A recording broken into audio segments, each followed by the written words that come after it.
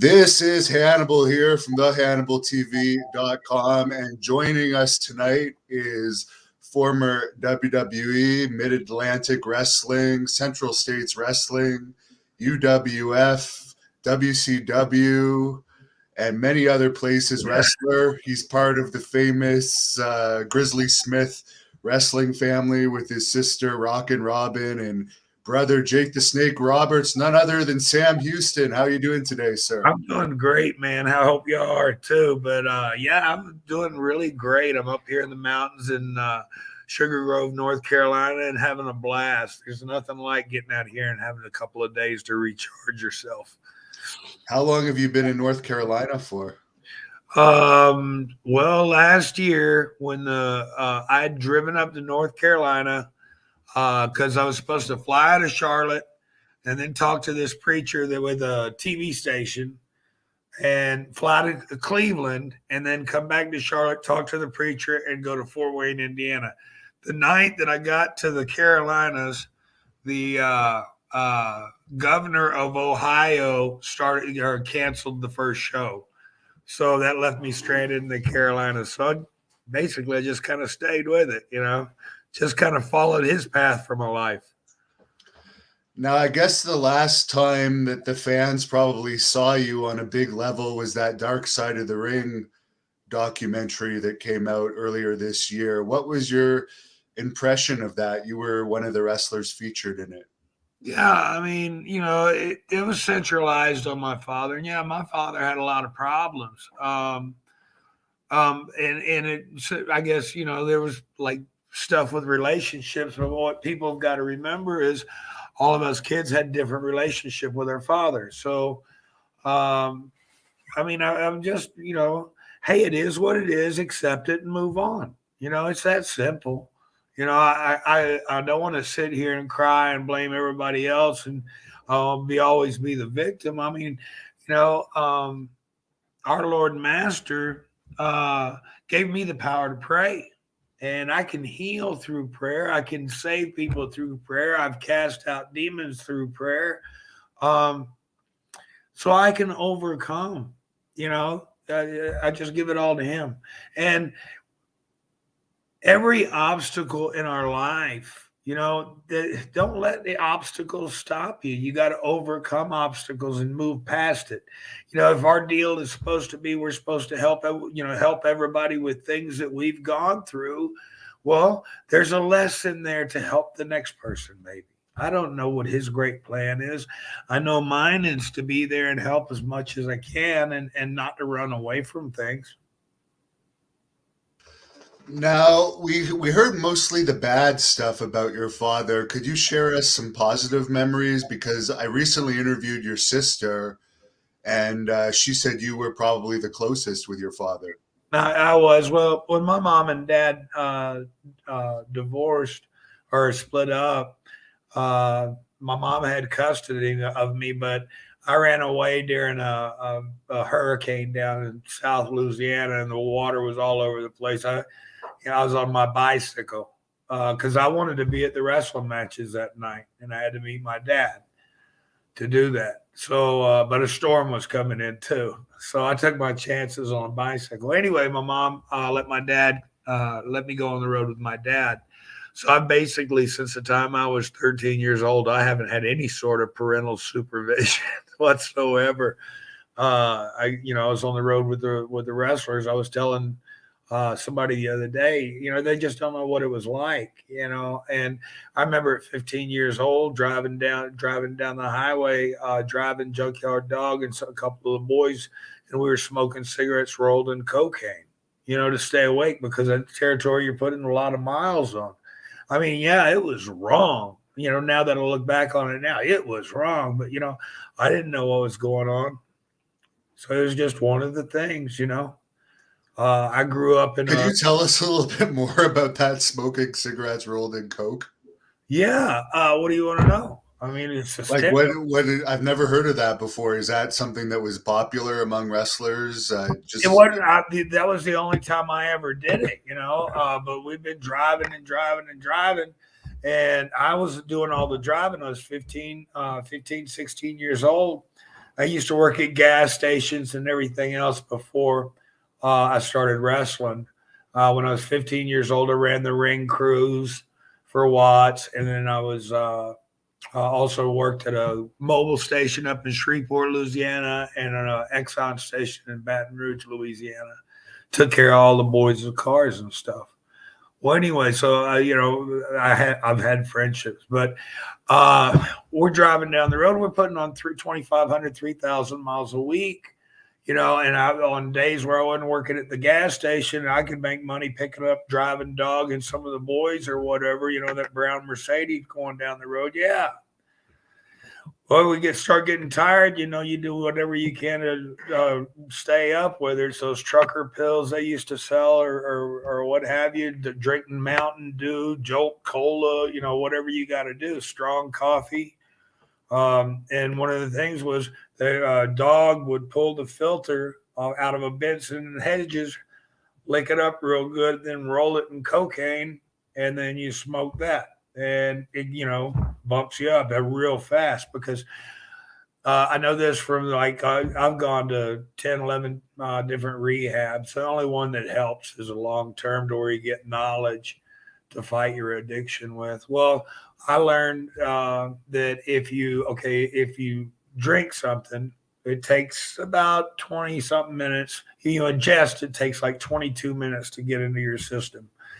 If you smoke it, it takes, if you snort it, it takes 7 minutes. And then if you smoke it, it takes 7 seconds to hit your system with that boom, that big pow all at once. So I guess, that's what we were doing.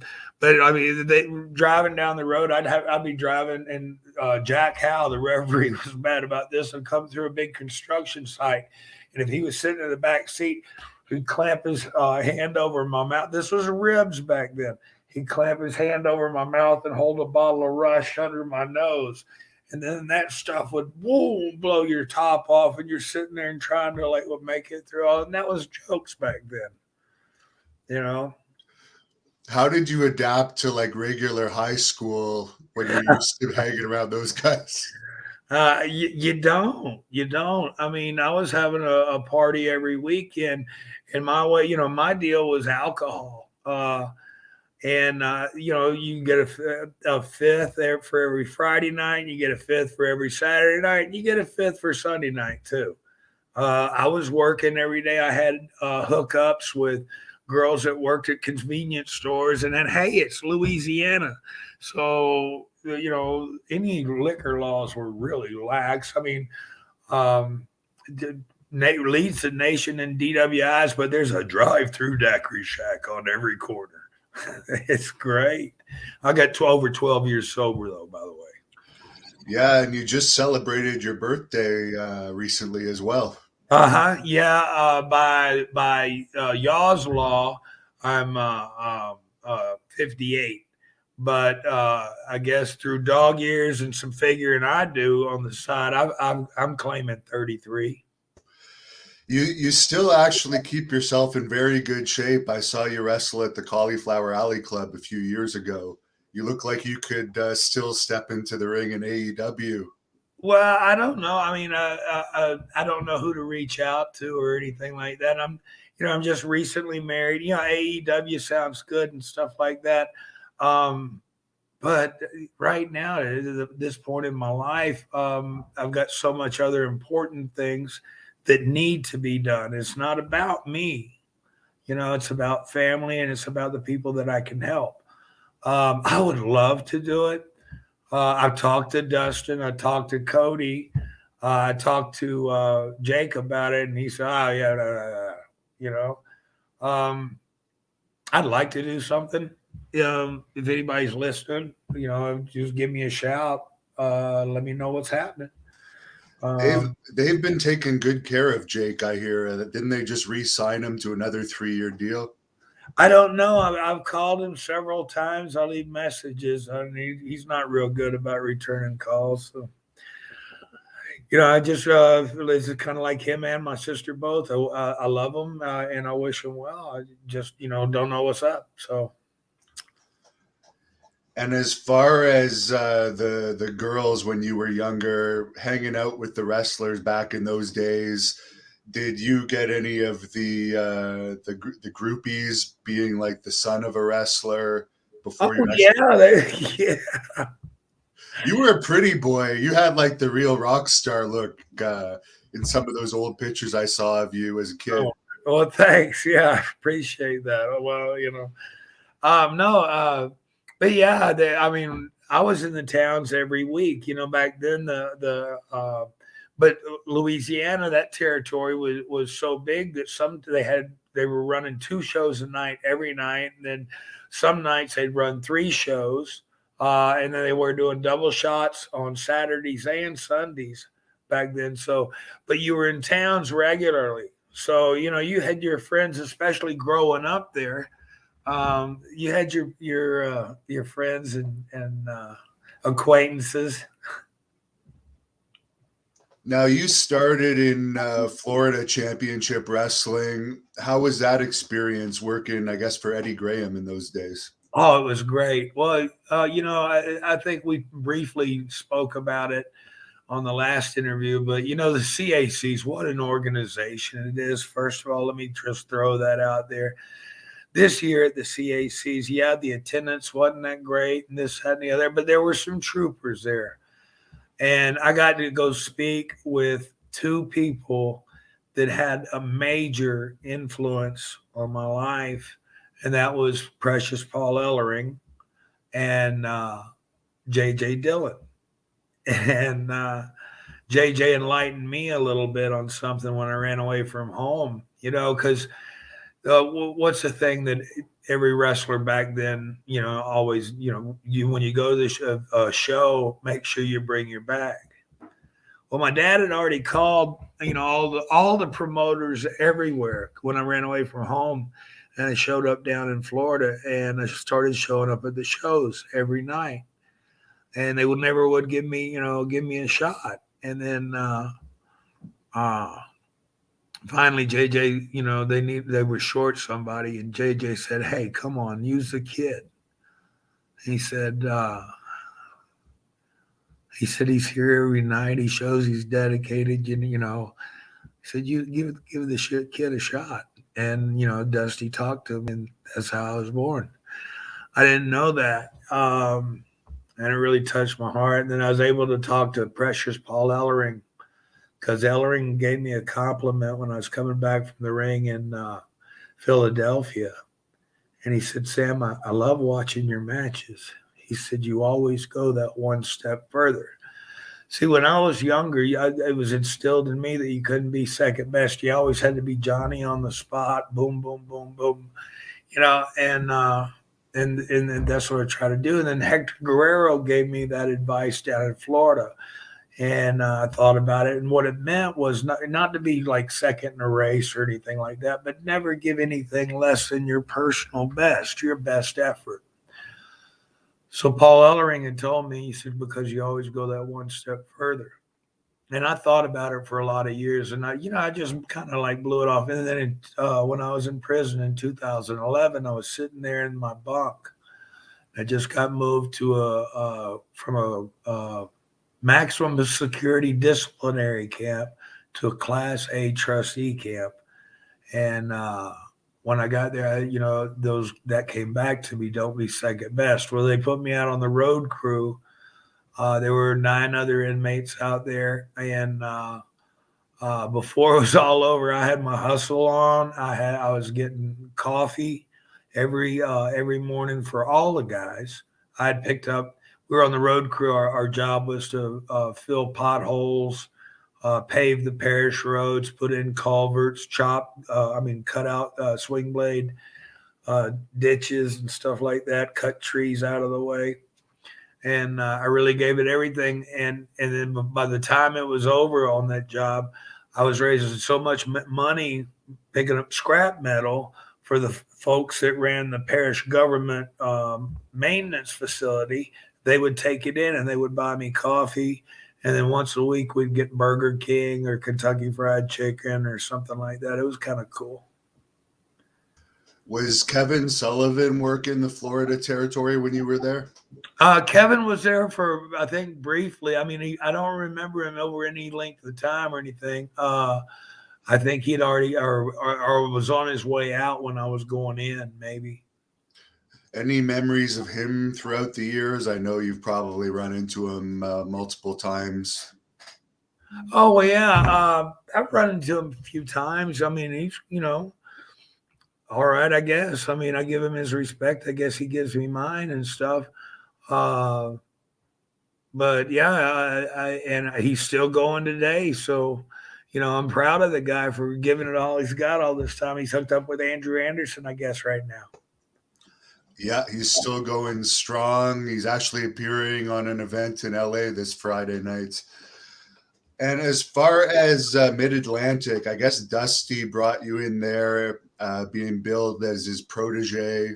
Well, what happened was, all right, I did the first 3 months in Florida, and then it was the night before Dusty was having the Orlando Jamboree, and it was a concert he threw at the Eddie Graham Sports Arena, and it was starring Boxcar Willie.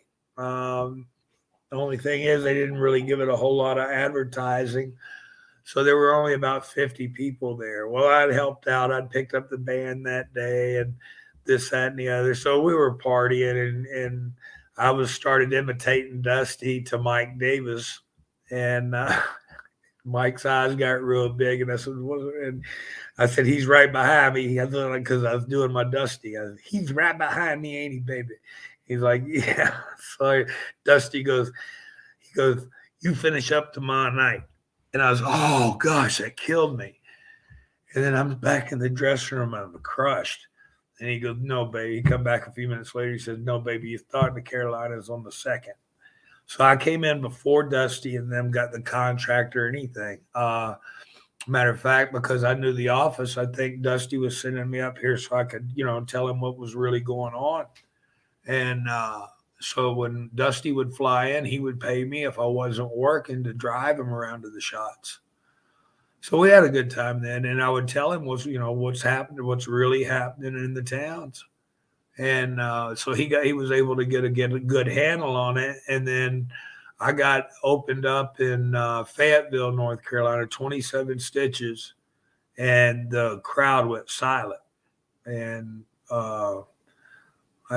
they sewed me up. I went to work the next night for TV. Buddy Landell went to open me back up. The people at Spartanburg went crazy. Magnum was there. So then after that, they made me a protege of Dusty and Magnum's. And then things really took off for me. Yeah, you feuded with Crusher Khrushchev, who I think was Demolition Smash in later years. How was that feud? A lot bigger than you.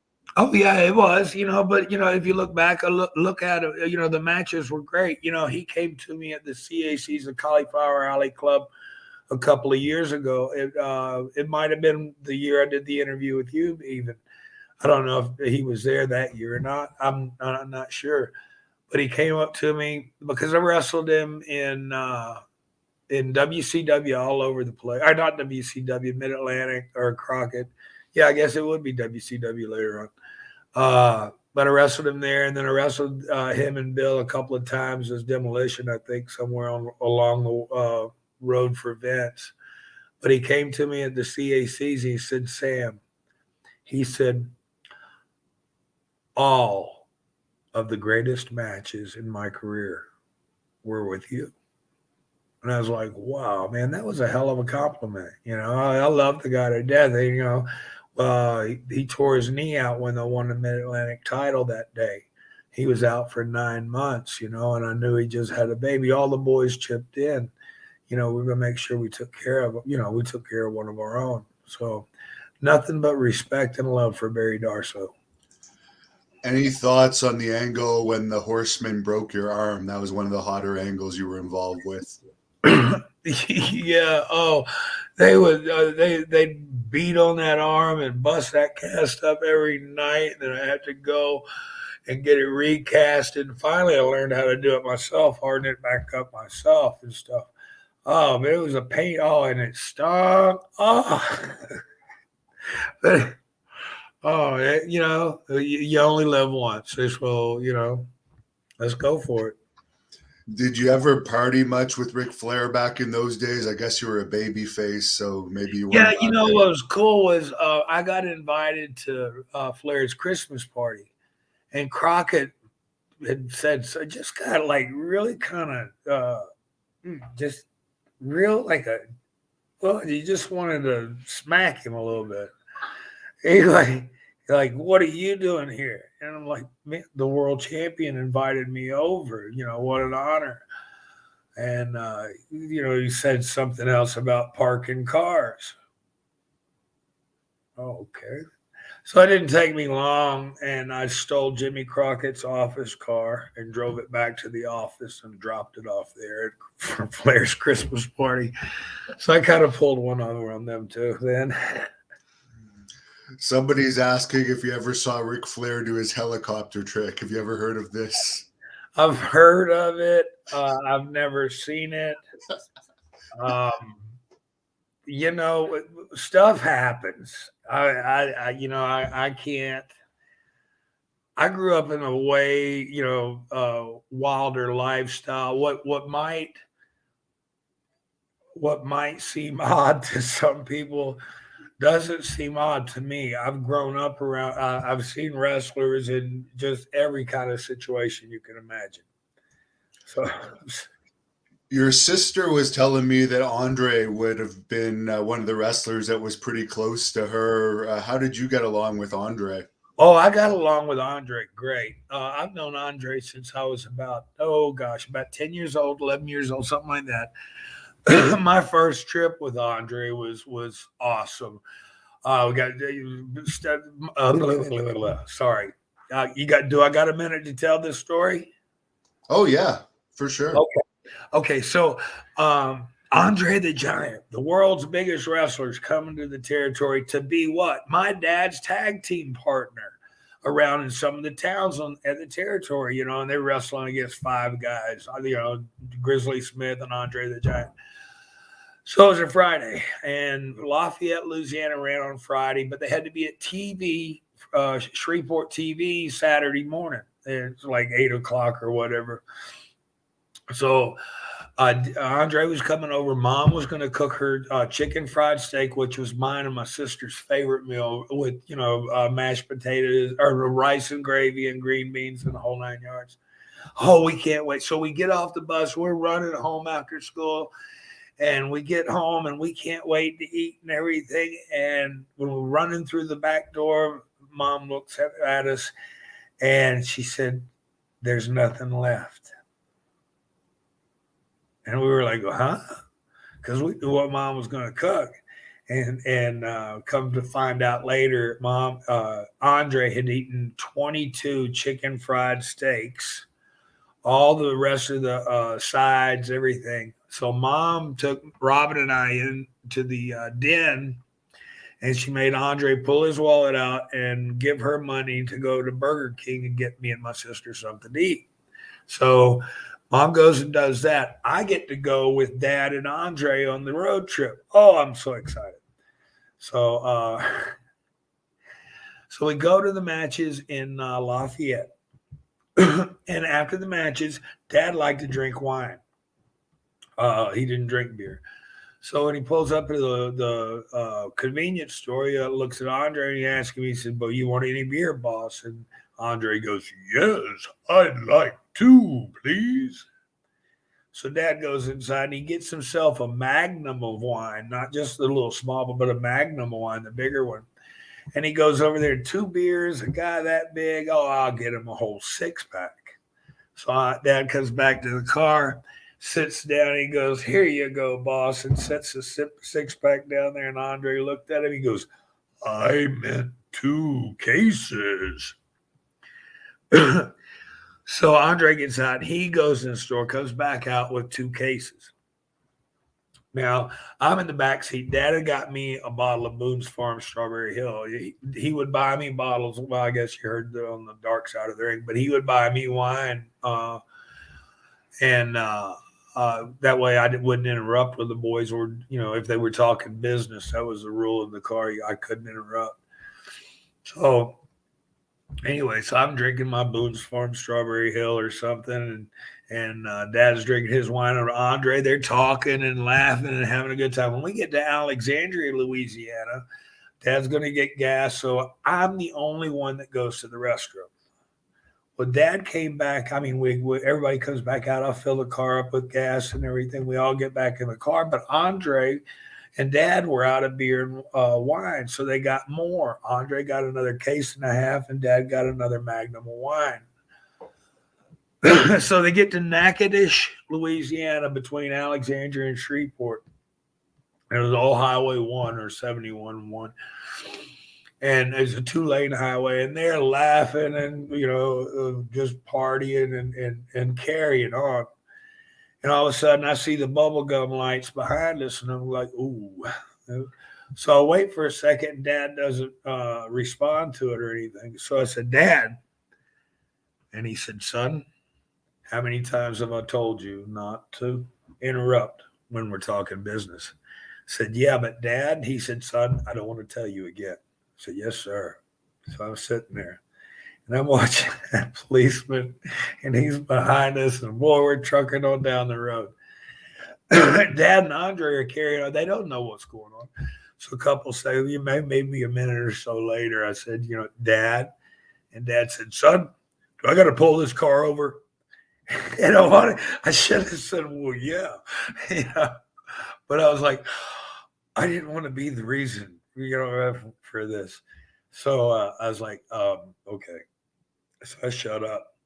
So then my dad's driving, and he says, Andre, he goes, boss, he goes, I didn't take a leak at that convenience store. And Andre goes, neither did I.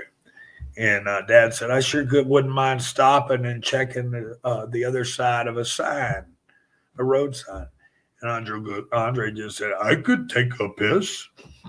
So they pull over. Well, I was sitting in the back seat. And here's what I see. I'm looking out the back window, and that little trooper has already jumped out of. I don't know if he was a trooper, if he was a parish police, or what he was. But that little dude was outside his car in front of him, and you had a ticket book in the pen and stuff. It wasn't like how it is today. He's just writing down a license plate number and make, model, and year of the car and blah, blah. And he looks, and I see him look, and on the car doors open, and these two, and it just gets getting bigger and bigger and bigger. And these two giants are there, and this he's probably like a regular sized person, like 5'10" or something. Is that regular size? Yeah, she said 5'10" is regular size. So he's probably around that size or so.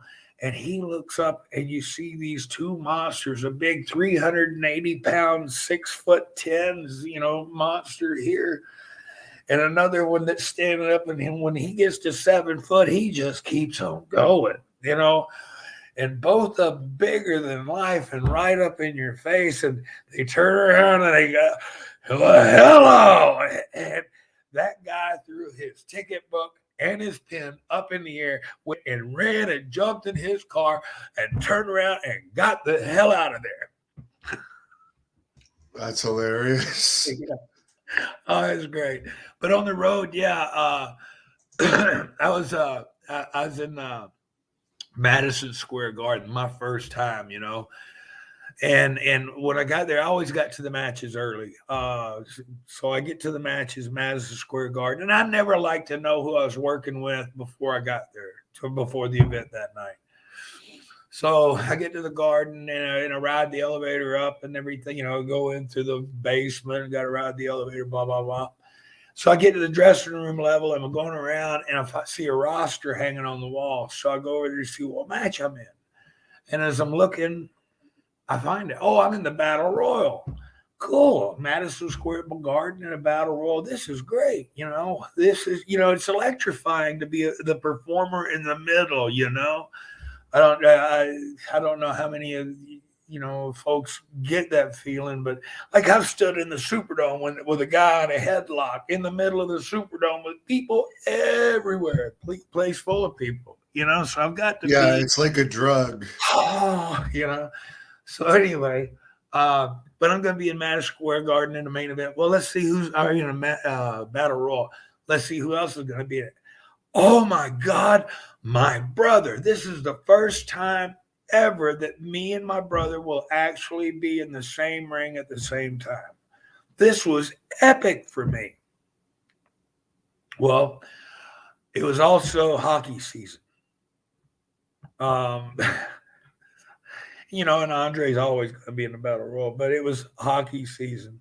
So during hockey season, what they do is they come in and they put ice about that thick on the floor, and then they got to keep it super cold in that arena to keep that ice frozen, because what they do is they put particle board on top of the ice, and then they put the chairs and the ringside and stuff like that on top of the particle board.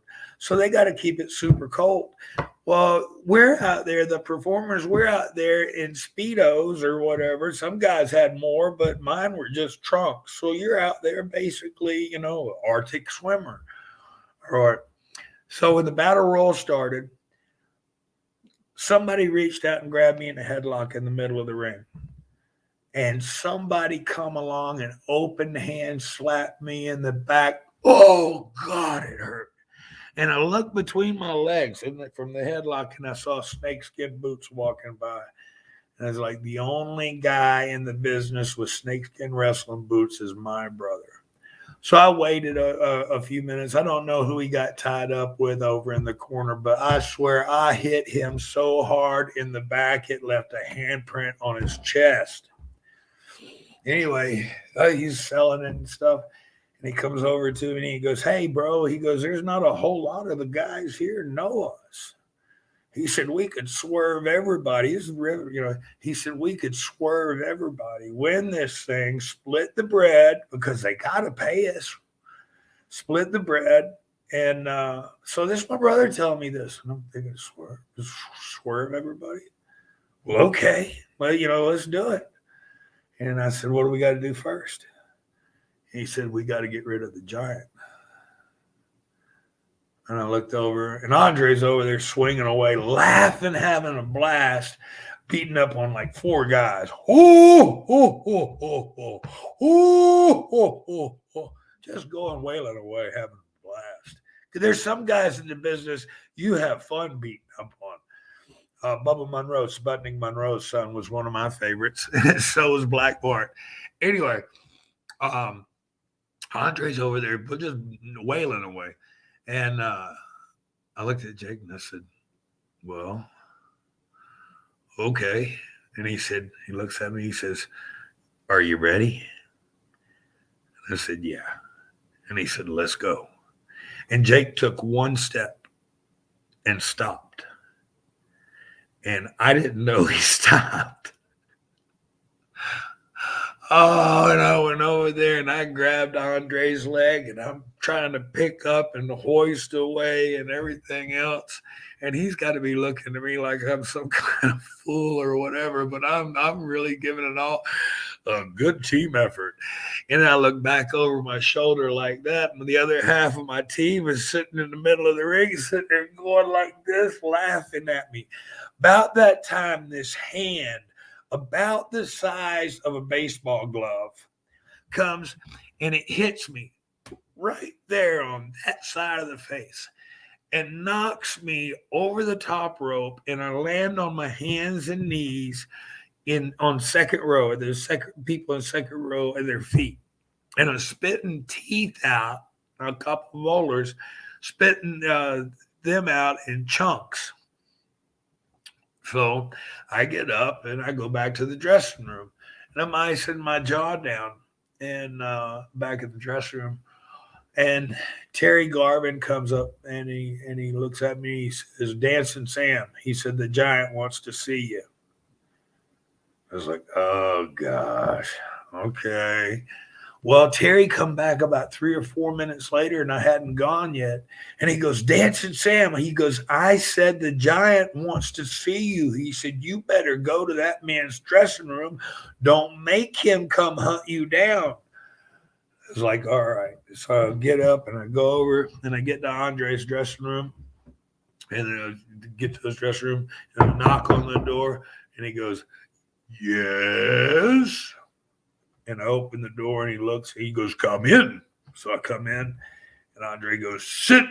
And I sit down, boy, and I'm like trying to be every little bit of small I can be. I don't want to be intimidating.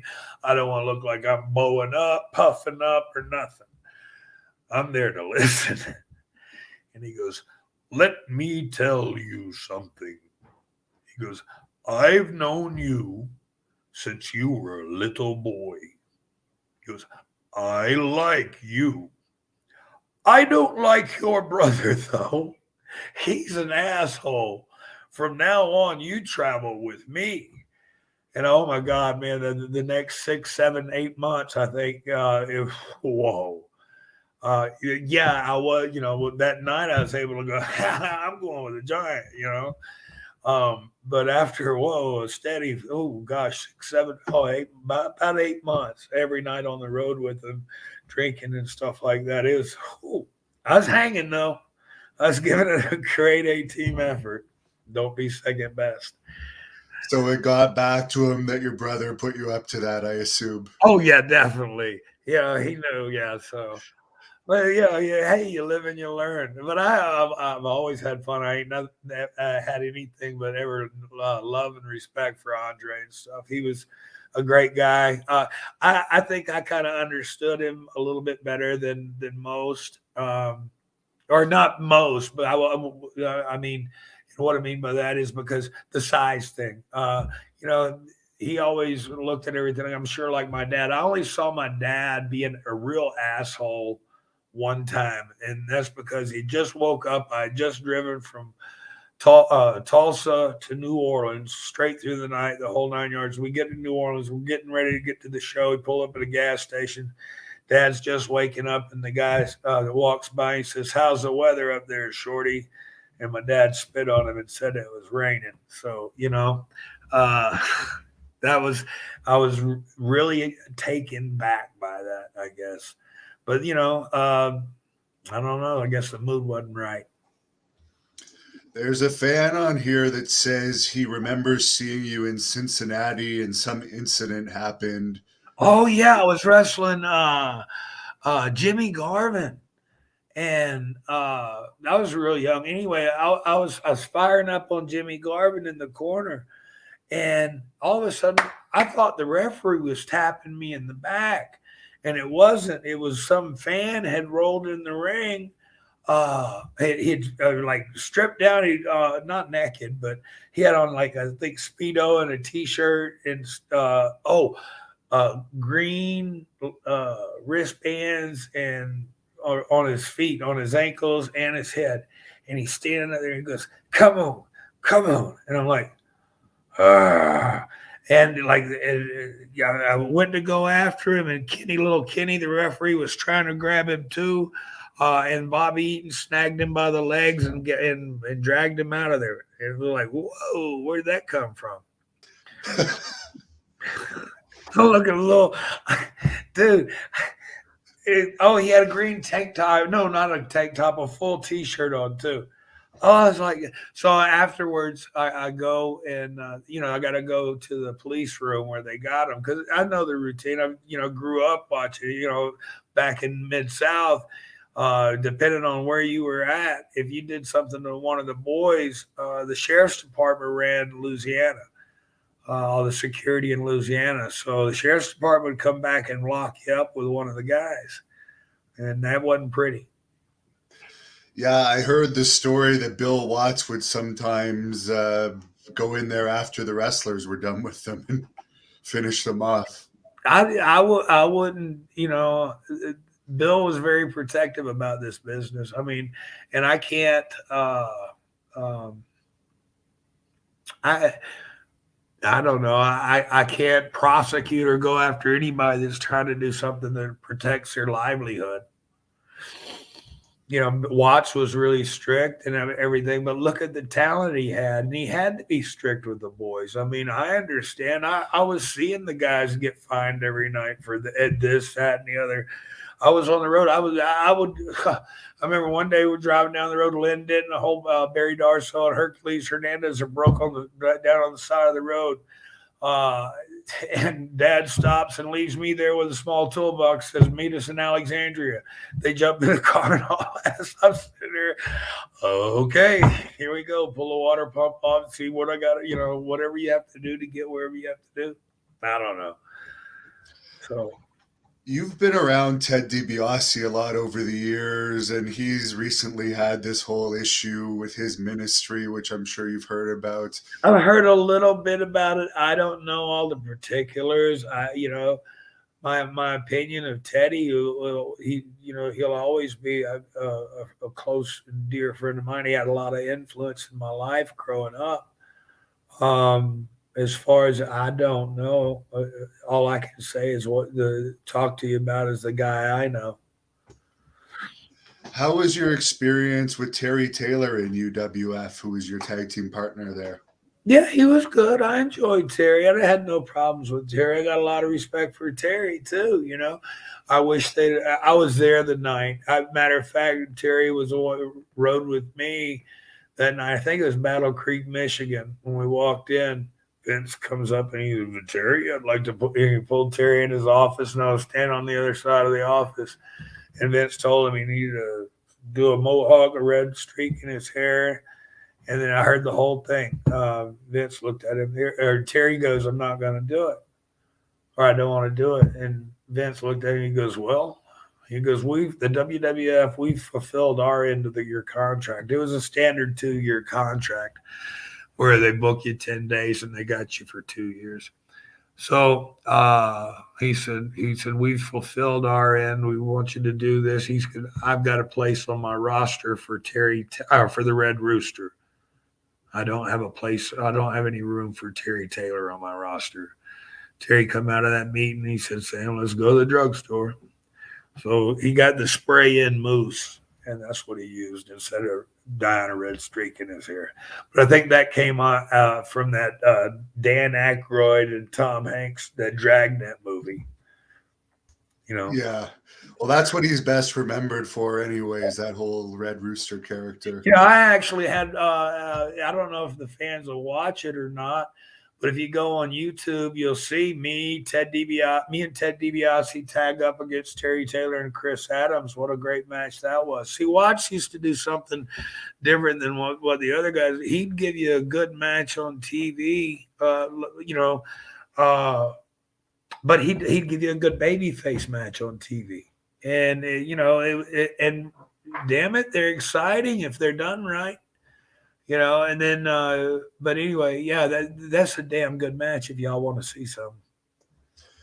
And of course, Central States, you were world champion there. You were their version of the champion. How did you like that? Yeah, I was the Central States champion. It was okay. It was. I'm not going to say it was great because it wasn't. I mean, the experience was good, and I guess it's training and paying your dues, baby. Well, I've been paying my dues all my damn life, baby. No. Anyway, but I'm being blessed more than any man deserves to be now. I just recently got married, and props to my wife. I love her to death. Now she's laughing. Anyway, no. Being that when I won the Central States title, it took me away from the Carolinas out to the Kansas City. Now Crockett had invested or bought out the Kansas City territory. Okay, he sent a ring down for us to work in, and they wouldn't use the ring. It was a 16-footer, blah blah blah. And you can argue, well, if you knew how to work, you could work in anything. Well, equipment needs to be right so guys don't hurt themselves when they're doing their job. That was one of my deals. One of my other things is we drive 400 miles to an event, and the posters would be sitting on the concession stand on the side. They were going to sell the autographed posters. How can people come to an event if nobody knows you're having an event? it, you know, we had good TV ratings. We had a good show. We did really well. We proved that when after I left Central States, Bill Dundee beat me for the title on TV, and I started up with Watts. And the first time we came back, we changed buildings. I told Crockett, but nobody wants to walk to that municipal arena or whatever it was in Kansas City. Nobody wants to walk through the bad part of town with their kids and stuff like that. There's only parking for about 10 cars.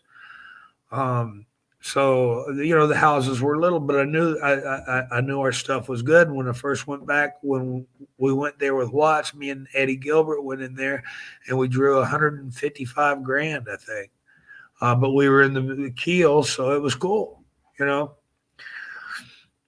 Yeah, that was one of the least favorite territories of most people to work because I understand the rats weren't that great in that territory, and also the money wasn't that great. I wouldn't know about the rats in that territory. Thank God. I had recently gotten married, so I was, I Yeah, was as I hear your wife laughing about that. yeah, she is. Yeah, yeah. Well, she can't hold you against anything for those days because No, that was a long time ago. yeah, no, no. Look, I've told her everything, y'all. So there ain't no. Okay, so she must really love you. Yeah, yeah, yeah. Look, that's why I said I've been blessed more than any man deserves to be. I got a woman that knows who I am and what I've done and still loves me through it all. There you go. Well, I do have to say you're one of the nicest wrestlers I've met, and I've met a lot of them. Oh, well, thank you very much, man. That means a lot. I just try to help where I can. We had a interview a few years ago, and you asked me who I work for, and I told you, well, I really don't have a real boss. I listen to my Lord and Savior, and I'm listen to what the Master tells me to do, and to be at the right place and the right time. And I always try to be able to help other people if it's through talking with them, if it's praying with them, however it is. We all need encouragement. I've been down to the lowest pits of life. I hung a noose around my neck on January the 10th of uh, of 2010. I put two nooses around my neck, and I prayed and I said, "Only you can stop this, God." And I jumped, and those nooses, they should have killed me. They should have broke my neck. Both nooses broke, and I hit the ground with such force from only 5.5 feet up in the air. My feet hit the ground with such force. The balls of my feet, the soles of my feet were bruised for weeks. You know, both nooses broke. I tie knots offshore. They shouldn't have broke. They shouldn't have failed. They broke. They didn't tear. They didn't rip. They broke.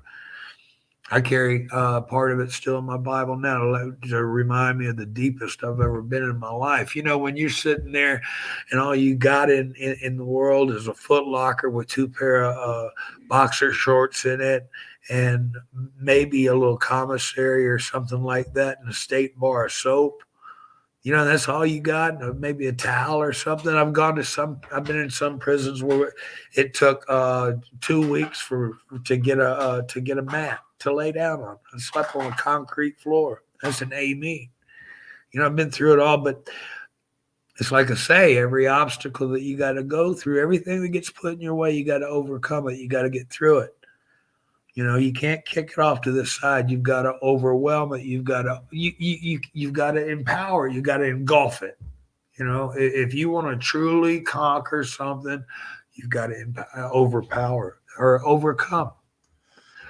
Did you ever have any issues when you were incarcerated with other Yeah. prisoners messing with you? Well, they weren't messing with me, but May the 19th of 2019, I'd gotten moved from AME. I'd gotten moved to from the parish side over to the DOC side. So got 16 inmates in that dorm, and one fella, his name was Chad Milton, and he was on the television show Louisiana Flip and Move. He was the contractor. Well, he was in there because he had been out hunting. His wife was a school teacher. She was mad the next morning when he was coming home. He followed her to the school. He had liquor on his breath and a gun in his car. So they hit him with domestic terrorism. So he was doing in there for that. Well, his cellie had been stealing his stuff. You know, uh, Chad had two other fellows that were his buds that he hung out with. I stayed to myself. I did a Bible study in the afternoon. And I was writing my book. We're working on finishing my book now. But I'd started writing my book while I was incarcerated. And I would do a Bible study and a prayer at night at 10 o'clock. At 10 o'clock that night, Chad called out his cellie, and his cellmate was in there doing time for armed robbery. And his two buddies was a murderer and another fellow with armed robbery. And then this other fellow that ended up being the lookout. Anyway, whenever I finished my 10 o'clock Bible study, all hell broke loose. I was packing my stuff up, and everybody ran into that cell. All those guys ran into that cell, and they were working Chad over. Well, when I seen Chad's two buddies run off, I went in there and I had to get involved. Very brutal, physical, life-saving way. By the time I got there, they'd already stabbed him, fractured his skull, broke his eye sockets, his nose, his cheekbones, and his jaw.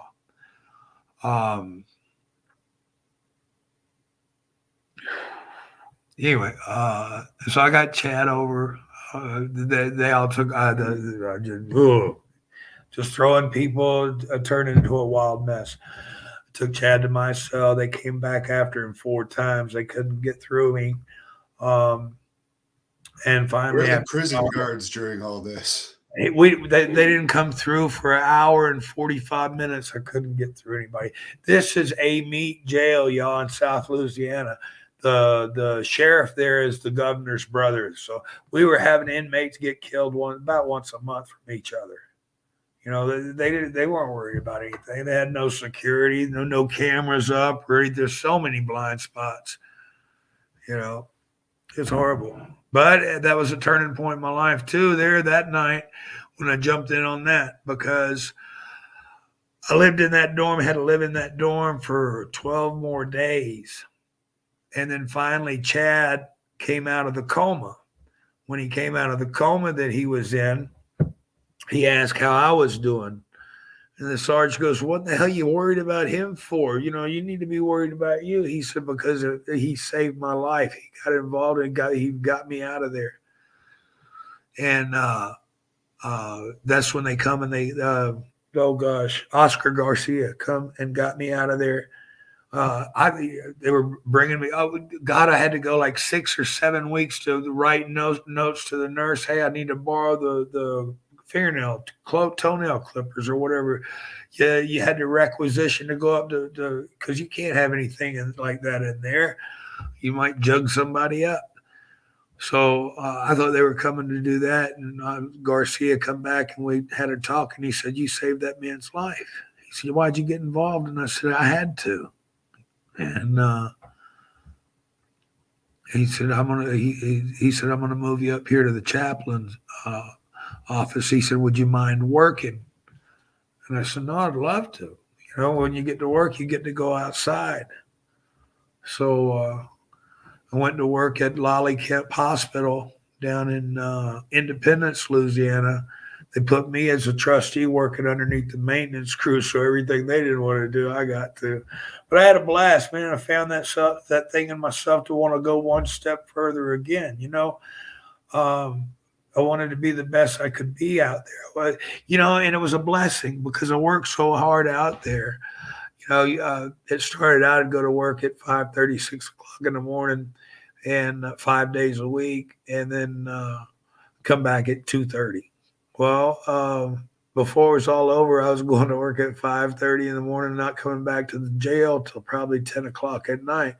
I was able to eat good food from the hospital and stuff like that and bring it back because I told the Sarge, I said, I go out there and I want to do such a good job for these people. But if I eat the meal they prepare me in that hot sun, I'm going to want to take a nap and I ain't going to get no more work done. So can I please? I said, y'all can check my food out every day. And that's what they did. I was able to bring my food in the evenings or whatever, and eat good food instead of garbage. So but it's kind of like this one thing I heard the other day. I would like to share with you. As far as blessings, sharing your blessings and this, that, and the other, and prayer and stuff. Well, prayer works, but you've got to put forth some effort. Man. If you got a shovel, you don't sit on the shovel and pray for a hole to be dug. You get there and you put the effort in. You can't expect something to happen if you don't put any effort in. I got some particulars, I guess, and some privileges because I worked hard and I really did a good job and worked hard for it. I went back recently through there, and we're going to go back through again and going to be able to film some of those folks' testimony of the time that I worked there. They'll be able to share that with everybody, and that way you don't have to listen to me talk about how great I think I am. Other people can tell you stuff right up. No, man. Well, I'm trying to do as much as I can to help people, And the most important thing, and I don't care what sector, this, that, or the other you are, just know who you're serving in life. Know what God you serve. I would personally like to see everybody serve, the Master, the Messiah, Jesus Christ. They called Yeshua is how do you say it in Hebrew? They call, the Christians here now say Jesus. That's cool. Whatever you, but the Messiah, get to know him, have a one-on-one relationship. Don't have him on Judgment Day say, "Depart from me, I never knew you." Know who you serve. And because I want everybody to, be in heaven with me. That's what's going to be heaven is all the cool people get there. Well, good luck to them. It's too late for me.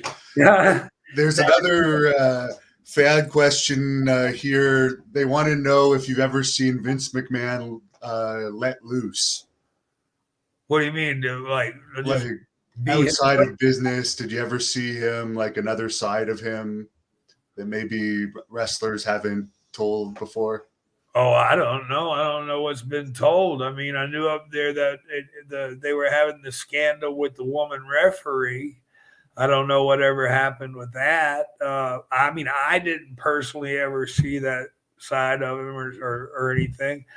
I don't, Vince is Vince, but I didn't see that. I know what Vince portrays himself to be is not what he is. I know he's much more deviant than what he portrays himself to be. He is. So I guess you don't expect to be put in the Hall of Fame with your sister anytime soon, if you're saying that. Oh no, I don't care. Look, it has never been about a title, a ring, a plaque, a certificate of completion. I got like 13 certificates of completion, honorary, cool, good stuff, high ranking stuff from 13 of the finest rehabs, but none of it means anything unless you put your foot down. So I ain't worried about titles to hang on a wall. I'm worried about you getting to know the person I am in my heart, because that's the one you need to listen to. You don't need a paper champion. You just need somebody to encourage you, inspire you. Dude, I've been paralyzed twice and still get in the ring. I've died more times. I mean, and this is from having my tonsils taken out when I was 17. I died on the table for 2 minutes. We overcome things. We get through things. I've been hit by tornadoes, earthquakes, hurricanes, everything. Been floods, this, that, and the other. When I did the thing in Vegas, I come out to Vegas. I had a seminar that year. That's why I remember it. But when I landed, at the airport in Vegas. Hell, they had to close the airport down because it brought floods to the desert. There was 3 feet of water at the Gold Coast in the parking lot. Just to wind it down here, there's been a few fans that have asked this if you'd have any message for your sister if she happens to watch this interview. Is there anything that you would say to her? Yeah, hey, I love you. I miss you. You take care. Wishing nothing but the best. I'm married now. Got a beautiful wife. She means the world to me. I hope we can all get together someday, and I hope it ain't before we all go to a higher place. You take care, and I know that I love you, Robin. Is there anywhere, of course, you're on Facebook, Michael Sam Houston. Where can fans follow you if they want The to? best way to do it, because I've got 5,000 fans, the best way to do it is go to Sam Houston Fan Nation and join that. And we do stuff on there. We were doing some poster giveaways recently, and we've got a lot of other things, going. Like I said, we're getting ready to complete my book. And then after that, we're going to start putting out, because I want to start. I did Duke the Dumpsters Drozie's show. It's like I guess, a rehab based show. And I enjoyed doing that. So I want to help the folks out there gain some knowledge, so they know the signs to look for in themselves or in somebody else, another family member, and to be able to stop it before it gets too bad, before they have maybe they're that one special one that you can give a little bit of encouragement to, and they can change something before it gets too bad for because I got to tell you, man, at my worst, I was at the end of my rope. Went to hang myself. Well, you didn't let that happen. So, just give it all you got. Every day for me is a blessing. You know, Well, I think we're going to have you on again sometime because love to. Just anytime, give just how to contact me through Will. Just give me a holler, shout, whatever. I want to thank all your listeners. Thank you for allowing me to come into your world and give you maybe a little bit of influence, or see things from a different way. I hope whatever I've said has encouraged you or inspired you. Please believe in yourself. Take a stand and be the best that you can be. You don't have to win the foot race, but just give it your all. Don't be second best in your heart. Don't give him anything less than what he deserves, and he deserves it all from you. You're being promised a better place. very good. Well, thanks again. And the last thing I'll ask you to close off with is there's a fan on here that asked if you could do a promo. Could you do a promo on something to finish this interview off? Oh, listen, my baby, then you're gonna hear about the tales and exploits of Sam Houston. You see, baby, I ride across the sky on the edge of a lightning bolt. I'm shedding lightning and farting thunder, baby. How's that? Is that something? That's great. That's Dusty. That's your Dusty Rhodes impression. Yeah. I love that one. That interview. Listen, my baby, then you gonna hear. Yeah, I love that one. That goes right up there with I wined and dined with kings and queens, spent nights and alleys eating pork and beans. You don't get much better than that. I mean, that's Chris Christopherson. I'd trade all my tomorrows for a single yesterday worthy. You know what I mean? I think they should have given you more promo time. Oh, they should have done a lot of things differently, but I think that I was. I think uh, I I would people warn my dad warned people off of me to start. That's why it was so important to me uh, to hear that from JJ. JJ went up to bat for me. He's like, "Hey, give the kid a break. Come on." Well, his dad said, "Well," and then Dusty gave me the break. But yeah, it was so it just heartfelt. There's one last quick question I'll slip in because this guy tipped me $5 for me to ask you this. Okay. Do you have anything about Mad Dog Buzz Sawyer you could share? No, I really didn't know him that well. I wrestled him one time. I knew he had some substance abuse issues, but everybody kind of knows what's going on with folks. Uh, you know, he beat me with a power slam or something like that on TV tape, and that was the only opportunity. Now I spent some time with his brother over in Australia. But I remember him Buzz coming in, and I only worked with him the one time. He come in for Crockett. I guess he manipulated a promoter in Ocean City, Maryland, out of a van, so he's hit the skids quick or something is what all I remember, or something like that. I don't know. That's a basic story that most people tell about him. Yeah, But anyway, hey man, I do appreciate coming on and everything, and just holler at Will, and whenever you want to have me back, I'm ready. Thank you for watching the Hannibal TV. Please like this video if you